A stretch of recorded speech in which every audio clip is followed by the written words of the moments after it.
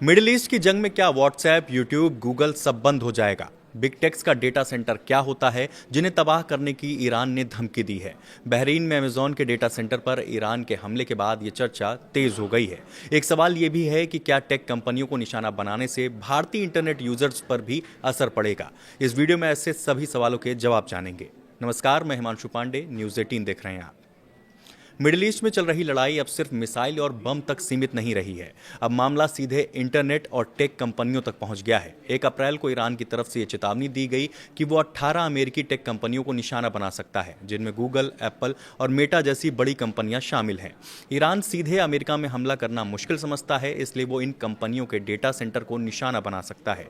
UAE, Bahrain और आसपास के इलाकों में कई बड़े सर्वर सेंटर हैं जहां से पूरे इलाके की इंटरनेट सेवाएं चलती हैं। अगर यहां हमला होता है तो एक साथ लाखों करोड़ों यूजर्स की सर्विस पर असर पड़ेगा। पहले अमेजॉन के मामले में भी ऐसा ही देखने को मिला। जहां सर्विस में दिक्कत आई थी, हमला सिर्फ बम या ड्रोन से ही नहीं हो सकता, बल्कि इंटरनेट सिस्टम को भी खराब किया जा सकता है। अगर किसी डेटा सेंटर की बिजली, कूलिंग या नेटवर्क को नुकसान पहुंचता है तो वो बंद हो सकता है। इसके अलावा समुद्र के नीचे जो इंटरनेट केबल्स बिछी हैं, उन पर असर पड़ा तो कई देशों में इंटरनेट बहुत धीमा या बंद हो सकता है। अब जानते हैं कि गूगल, एप्पल या मेटा के बड़े डेटा सेंटर में क्या होता है। दरअसल ये एक तरह का डिजिटल पावर हाउस होता है जहां हजारों सर्वर एक साथ चलते हैं। यहां लगातार बिजली, कूलिंग और हाई स्पीड इंटरनेट जरूरी होता है। जैसे ही इनमें से कोई एक चीज फेल होती है, उदाहरण के तौर पर मान लेते हैं कि अगर कूलिंग सिस्टम बंद हो गया तो सर्वर ओवरहीट होकर बंद होने लगते हैं। कई बार सिक्योरिटी के लिए सिस्टम खुद ही शट डाउन हो जाता है, जिससे बड़ी सर्विसेज अचानक बंद और प्रभावित हो जाती हैं। कंपनी के लिए इसका नुकसान सिर्फ सर्वर बंद होना नहीं है, सबसे बड़ा नुकसान होता है डाउन टाइम का। जितनी देर सर्विस बंद रहती है, उतनी देर कंपनी पैसा खोती रहती है। गूगल के लिए इसका मतलब एड्स रुकना, मेटा के लिए मतलब सोशल मीडिया और एड्स बिजनेस ठप होना, और एप्पल के लिए मतलब ऐप डाउनलोड, क्लाउड बैकअप और पेमेंट सिस्टम पर असर पड़ना। कंपनियों को करोड़ों डॉलर का नुकसान हो सकता है और उनकी क्रेडिबिलिटी पर भी सवाल उठता है।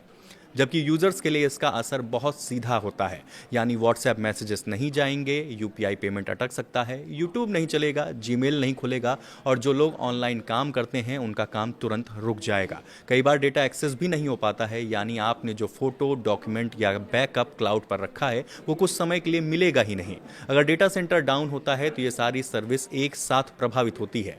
इससे लेन देन रुक सकता है, शेयर बाजार पर असर पड़ सकता है और कंपनियों का काम ठप हो सकता है। छोटे बिजनेस जो पूरी तरह व्हाट्सएप या इंस्टाग्राम पर निर्भर हैं, उन्हें तुरंत नुकसान झेलना पड़ता है। यही नहीं, एक और बड़ा खतरा है चेन रिएक्शन का। अगर एक डेटा सेंटर बंद होता है तो लोड दूसरे सेंटर पर जाता है, जहां दबाव के चलते वो भी स्लो या डाउन हो सकता है। और अब बात भारत में इसके असर की। यहाँ इसका असर और भी बड़ा होगा, क्योंकि यहाँ करोड़ों लोग व्हाट्सएप, यूट्यूब और गूगल पर निर्भर हैं। छोटे दुकानदार से लेकर बड़े बिजनेसमैन तक सबका काम ऑनलाइन प्लेटफॉर्म से चलता है। अगर सेवाएं कुछ घंटों के लिए भी बंद होती हैं तो काम रुकेगा, ट्रांजैक्शन प्रभावित होने की संभावना है, जिससे लोगों का रोजमर्रा का जीवन सीधे तौर पर ट्रैक से नीचे उतर जाएगा। इस वीडियो में फिलहाल इतना ही। ऐसे और वीडियोस के लिए बने रहिए न्यूज़ 18 के साथ। नमस्कार।